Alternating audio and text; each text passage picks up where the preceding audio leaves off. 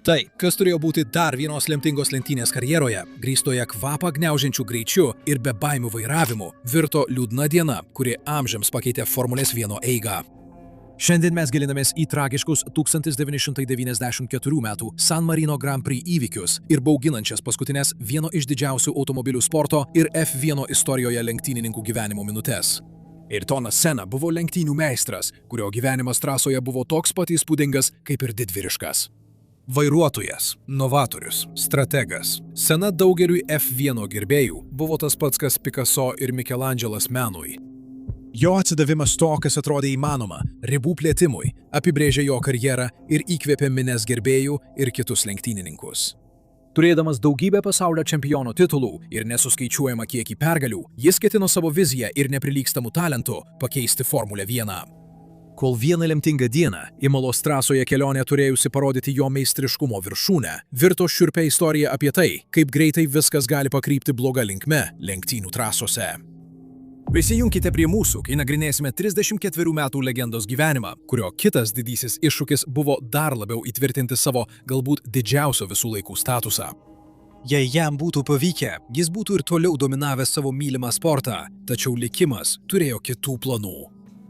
Jei jūsų žinios, kaip ir mano apie Formulę 1, apsiriboja vėlyvomis vakaro žiniomis ir sporto rubrika ir atsitiktiniais įrašais socialiniuose tinkluose, galite pagalvoti. Ayrtonas Senna atrodė kaip tipiškas lenktynių stebukladaris, kilęs iš pasiturinčios šeimos, gimęs lenktynių elito aplinkoje, nuo mažens ruošiamas dominuoti trasose. Tačiau tai toli gražu nėra tiesa. Nors Ayrtonas augo patogiai, jo kelias į lenktynių pasaulį nebuvo nulemtas šeimos palikimo. Ayrtono šeima nebuvo žinoma dėl lenktynių. Jie buvo verslininkai San Paule, Brazilijoje. Ayrtono istorija nėra apie lenktynių trofėjus nuo mažens. Tai apie berniuką, kuris labiau už viską mylėjo automobilius. Ayrtonas gimė 1960 m. kovo 21 dieną kaip vidurinis vaikas šeimoje, todėl jam teko ieškoti būdų, kaip išsiskirti. Nuo pat mažens Ayrtonas dievino viską, kas juda ant ratų. Jį supo ne lenktynių trasos ar lenktynių įranga, bet jis turėjo žaislų ir kartingų, su kuriais jam padėdavo žaisti tėvas. Jo tėvas, sėkmingas verslininkas, matė, kaip Ayrtonas myli automobilius. Todėl, kai Ayrtonui buvo vos 4 metai, jis jam pagamino kartingą. Jis nebuvo įmantrus, bet Ayrtonui jis buvo tobulas. Jis važinėdavo juo po jų didelį kiemą, apsimesdamas, kad dalyvauja tikrose lenktynėse. Ayrtonui čia viskas ir prasidėjo. Ir netrukus aistra ratams padarys jį vienu garsiausių pasaulio sportininkų. Augdamas Ayrtonas buvo kaip ir bet kuris kitas vaikas. Jis lankė mokyklą, sportavo ir leido laiką su draugais. Jis nebuvo geriausias mokinys. Jis labiau buvo žinomas dėl savo ryžto ir kartais šiek tiek užsispyrimo, savybių, kurios vėliau jam padėjo lenktynėse. Jam augant, augo ir jo susižavėjimas automobiliais. Paauglystėje Ayrtono šeima pastebėjo jo didelį susidomėjimą lenktyniavimu. Buvo aišku, kad Ayrtonui reikia daugiau nei tik kiemo trasos, kad įgyvendintų savo svajones. Kai jam buvo 13 metų, jo tėvas nusprendė, kad atėjo laikas leisti Ayrtonui dalyvauti labiau organizuotose lenktynėse. Jis nupirko Ayrtonui pirmąją tikrą lenktyninę kartingą. Tai nebuvo bet koks kartingas. Jis buvo sukurtas varžyboms ir žymėjo pirmąjį Ayrtono žingsnį į profesionalių lenktynių pasaulį. Ayrtonas pradėjo varžytis vietiniuose kartingo čempionatuose. Kartingas dažnai laikomas pirmuoju rimtu žingsniu lenktynininko karjeroje ir Ayrtonui tai nebuvo išimtis. Jis ne tik dalyvavo, jis siekė pergalės.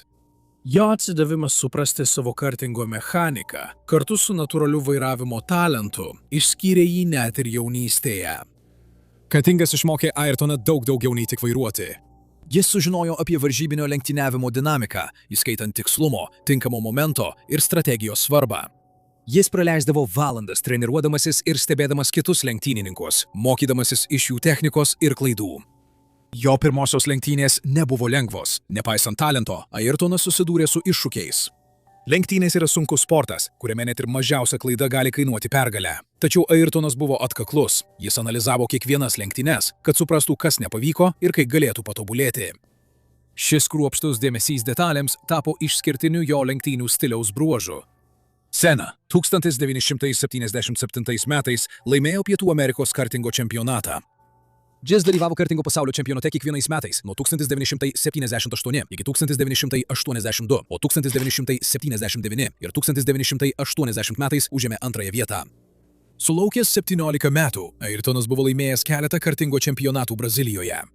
Jo sėkmė trasoje neliko nepastebėta ir tapo aišku, kad jis turi potencialo siekti daugiau nei tik nacionalinių kartingo varžybų.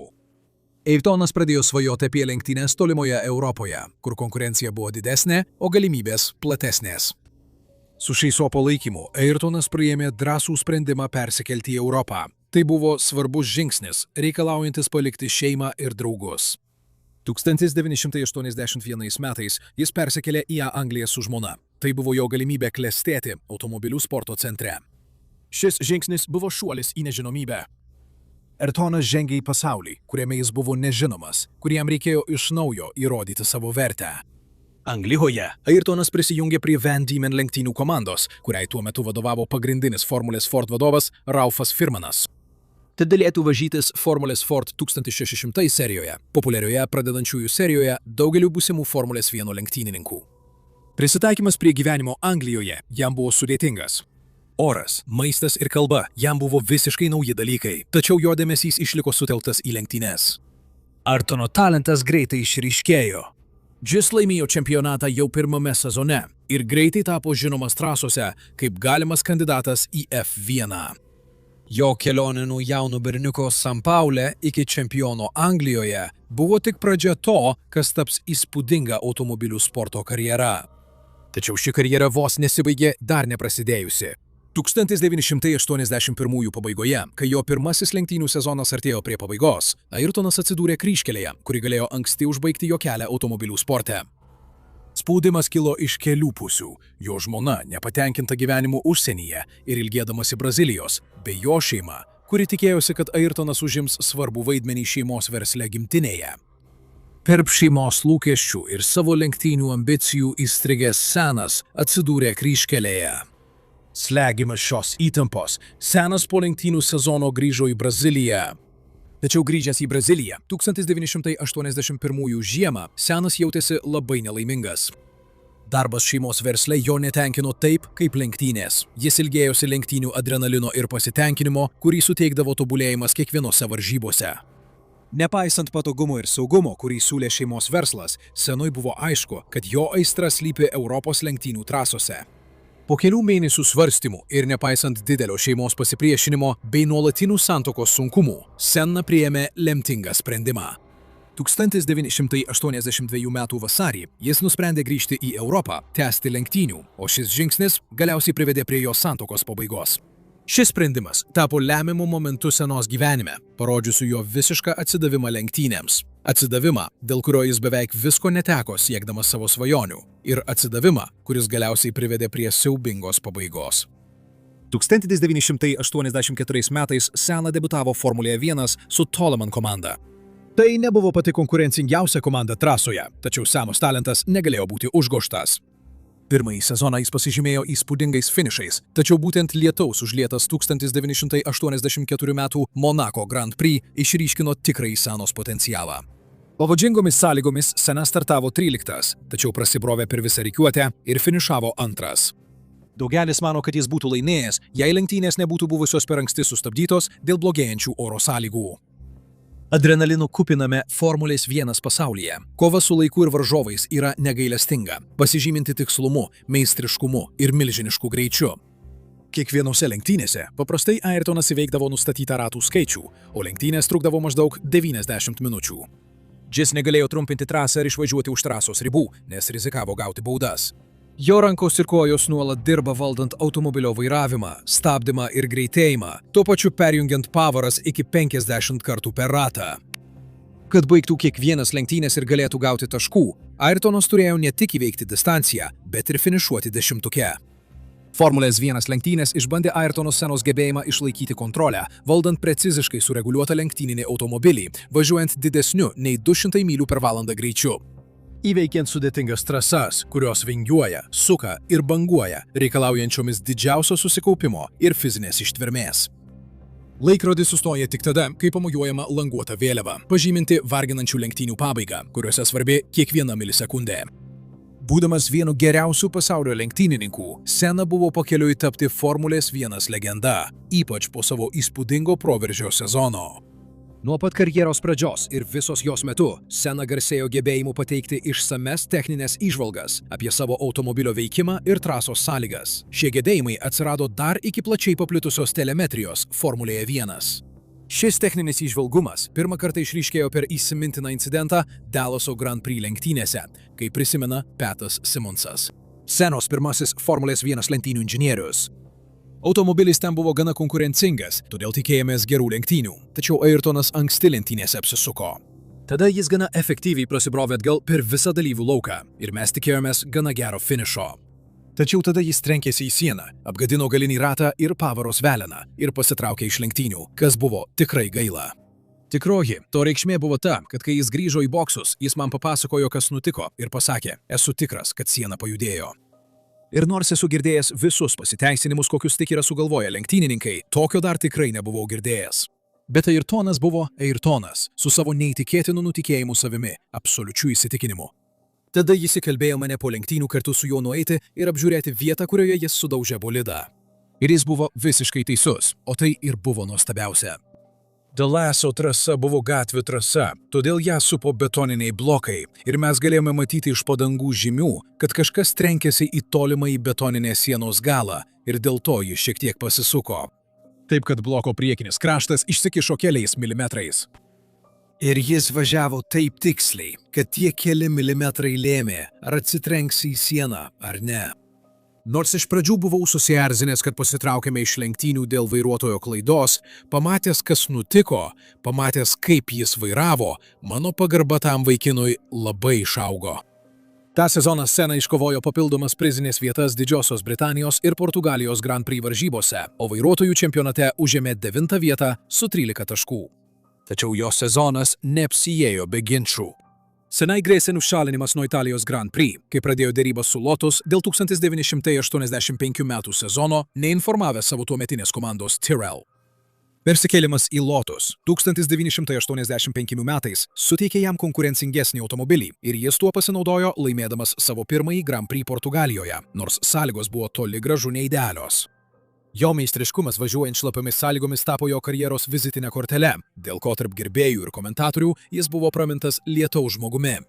Kitas svarbus momentas atėjo 1988 metų sezone, kai jis pirmą kartą prisijungė prie McLaren komandos. Kartu su varžovu Alenu Prostu, Senna parodė savo nesustabdomą norą peržengti tiek savo, tiek sporto ribas. Tais metais jis laimėjo 8 iš 16 lenktynių ir iškovojo savo pirmąjį pasaulio čempiono titulą.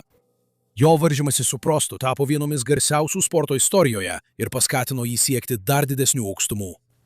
Viena įsimintiniausių Sennos lenktynių buvo 1993 metų Europos Grand Prix Doningtono parke. Čia jis pademonstravo tai, ką daugelis laiko vienu geriausių pirmųjų ratų Formulės 1 istorijoje. Pradėjęs iš 4 pozicijos šlapiomis sąlygomis, jis aplenkė kelis automobilius ir dar pirmame rate išsiveržė į priekį, dar kartą įrodydamas, kad tikrai yra lietaus žmogus. Kaip pats Senna yra sakęs, saulėtų orų negali aplenkti 15 automobilių, bet kai lyja, gali. Jis nė nenumanė, kad įgūdžiai, dėl kurių tapo galinga jėga trasoje, netrukus bus nustelbti tragiško savaitgalio įvykių. Kai Formulės 1 cirkas atvyko į Imolos trasą 1994 San Marino Grand Prix lenktynėms. Virš to, kas turėjo būti tik dar vienas lenktynų savaitgalis, pakibo tamsus debesis. Tai buvo savaitgalis, kuris ne tik išbandys jo legendinius gebėjimus, bet ir paliks neišdildomą žymę jo mylimoje sporto šakoje bei pačiame žmoguje. 1994 metų Formulės 1 sezonas laikomas lūžio tašku F1 istorijoje.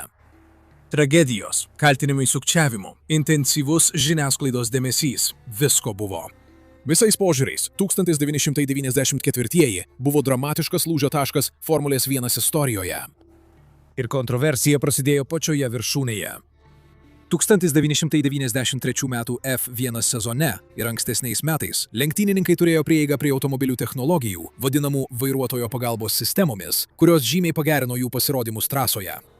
Tačiau 1994 metais valdžia pagaliau nusprendė tam padaryti galą. Buvo įgyvendinti pagrindiniai taisyklių pakeitimai, uždraudžiantys sudėtingas elektroninės vairuotojo pagalbos sistemas, tokias kaip aktyvioji pakaba, stabdžių antiblokavimo sistema, traukos kontrolė ir starto kontrolė. Šios pagalbinės sistemos buvo tapusios neatsiejama aukščiausio lygio automobilių sporto dalimi, pagerindamos vairuotojų rezultatus ir automobilio valdymą. Jų staigus nebuvimas žymėjo sugrįžimą prie grynesnės lenktynių formos, kurioje daugiausia buvo pasikliaujama vairuotojo įgūdžiais ir mechaniniu automobilio paruošimu. Galbūt tai buvo naudinga sportui, tačiau šie pokyčiai reiškia, kad automobilius tapo gerokai sunkiau valdyti dideliu greičiu, ypač sudėtinguose tokių trasų kaip Imola posūkiuose. Vairuotojai ir komandos pagrįstai jautėsi nervingi. Tai reiškia, kad jų automobiliai buvo ne tik sunkiau valdomi, bet ir labiau nenuspėjami. Intensyvus dėmesys mechaniniam sukibimui ir vairuotojo veiksmams kėlė susirūpinimą dėl saugumo, ypač atsižvelgiant į tai, kad Formulė 1 yra itin greita. Kai komandos atvyko į San Marino Grand Prix, techninio aptarnavimo zonoje tvyrojo įtampa ir nerimas. Imolos trasa, garsėjanti didelio greičio posūkiais ir sudėtingų išdėstymų, tapo ankstyvų išbandymų, kaip gerai vairuotojai ir jų bolidai gali susidoroti su naujomis taisyklėmis. Diskusijos boksuose ir tarp komandų dažnai sukosi apie tai, ar bolidai yra pakankamai geri tokiomis supaprastintomis sąlygomis ir ar sportas nepaaukojo saugumo vardan reginio. Visi ruošėsi tam, kas greitai virto vienu dramatiškiausių ir reikšmingiausių savaitgalių Formulės 1 istorijoje. Įtampa dar labiau didino tai, kad ankstesnėmis dienomis jau netrūko dramos.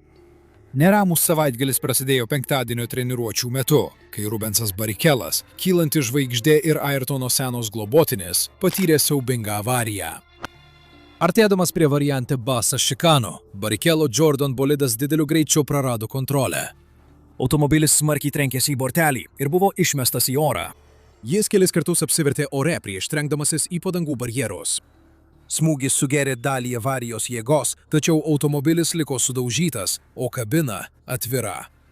Kai medicinos personalas skubėjo į įvykio vietą, jie stebuklingai rado Barrichelą sąmoningą ir nepaisant sužalojimų, sulaužytos nosies ir lūžusios rankos, gyvą ir sąlyginai sveiką. Jo gyvybei pavojus negresė. Sena pamatęs avarijos vaizdo įrašą, nedelsdamas nuvyko į medicinos centrą. Jis labai palengvėjo, kai rado Barrichelą gyvą, tačiau šis incidentas ir beveik įvykusi jo globotinio netektis jį labai sukrėtė. Niūri atmosfera dar labiau sustiprėjo kitą dieną, šeštadienio kvalifikacijos metu, kai vėl įvyko tragedija.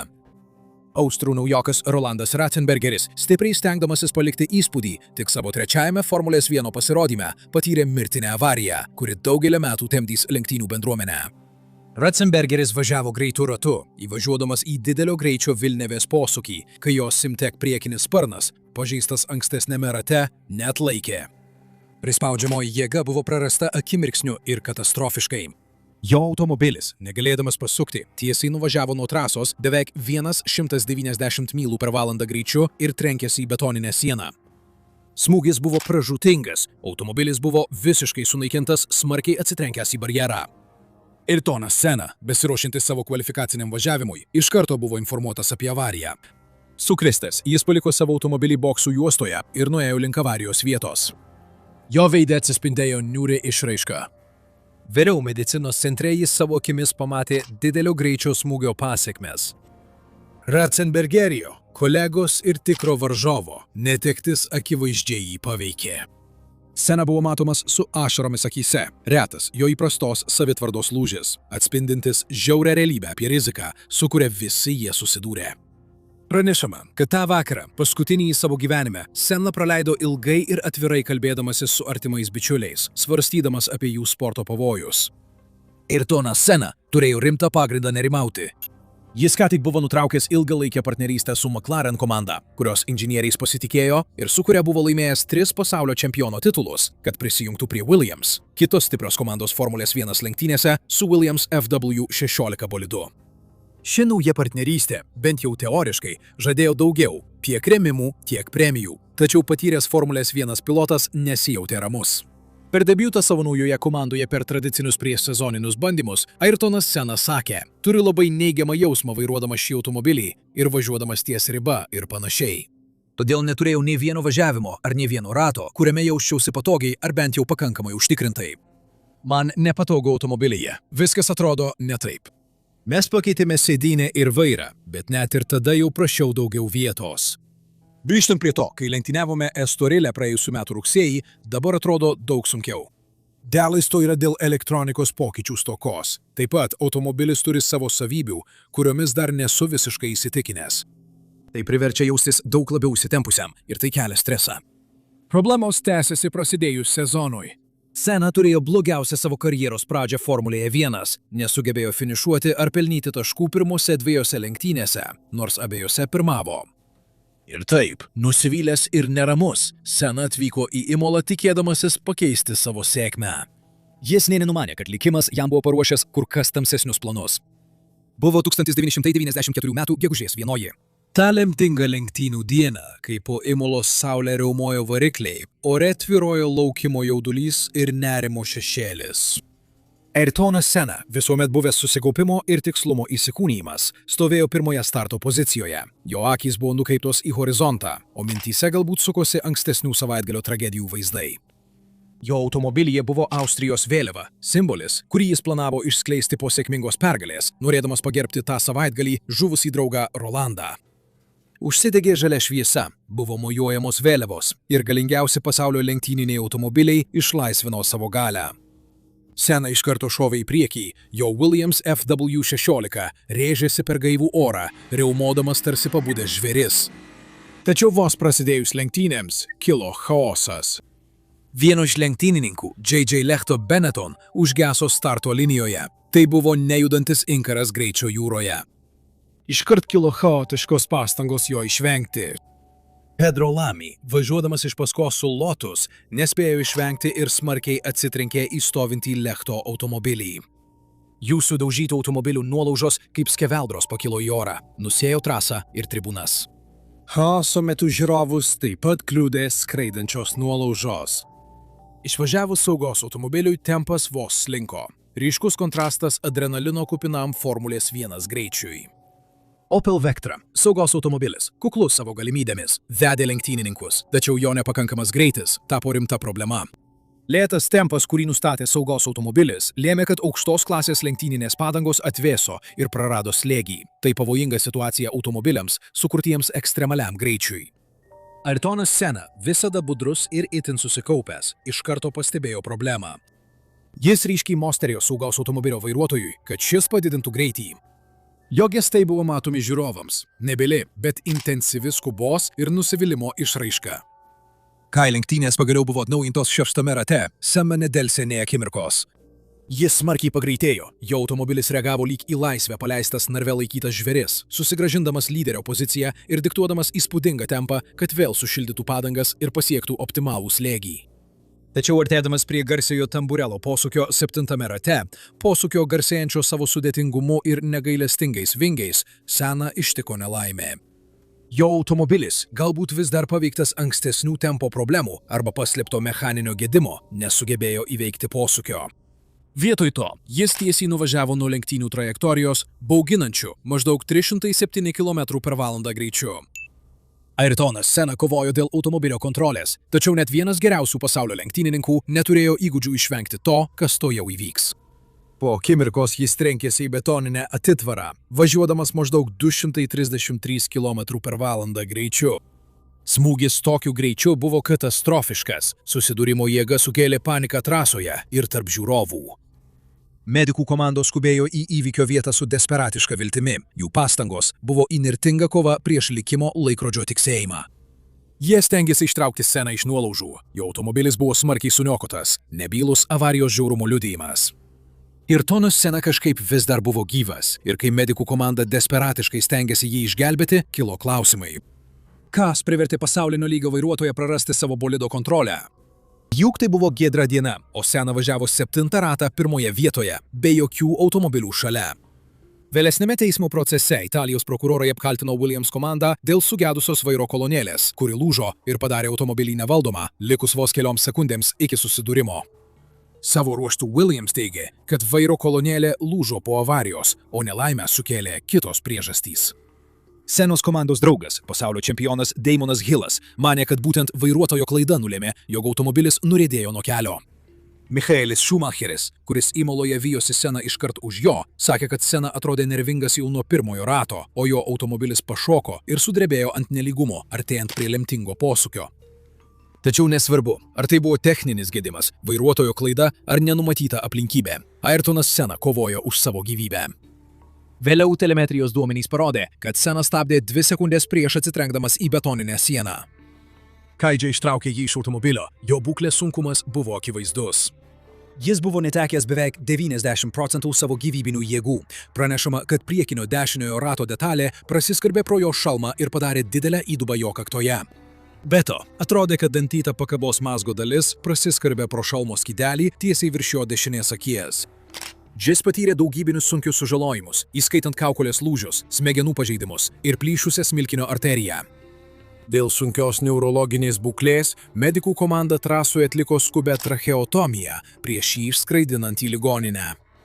Nuotraukas, kuriuose matyti kaip A. Senna trasoje teikia pagalbą greitosios medicinos pagalbos darbuotojai, padarė jo draugas ir Autosprint nuotraukų redaktorius Angelas Orsis. Iš pagarbos tos nuotraukos niekada nebuvo oficialiai paviešintos. 2,5 valandos medikų komanda kovojo dėl jo gyvybės, tačiau kaip vėliau buvo pranešta tiesiogiai iš trasos, smūgis į sieną pažeidė jo smegenų kamieną, kuris nustojo funkcionuoti. Ayrtonas Senna tragiškai mirė, paskutinės savo akimirkas praleidęs bolide, kovodamas dėl čempiono titulo sporte, kuriam atidavė viską. Sporte, kuriame tragedijos buvo įprastos, bet mirtys retos. Iškart po Ayrtono Sennos tragiškos avarijos Formulės 1 ir viso sporto pasaulis liko giliai sukrėstas ir paskendo gedule. Senna buvo ne tik iškili figūra automobilių sporto pasaulyje, bet ir nacionalinis didvyris Brazilijoje bei mylimas žmogus tarptautiniu mastu. Iškart po įvykio Formulės 1 pasaulis reagavo liūdesiu ir ryžtingų siekių pagerinti saugumo standartus šiame sporte.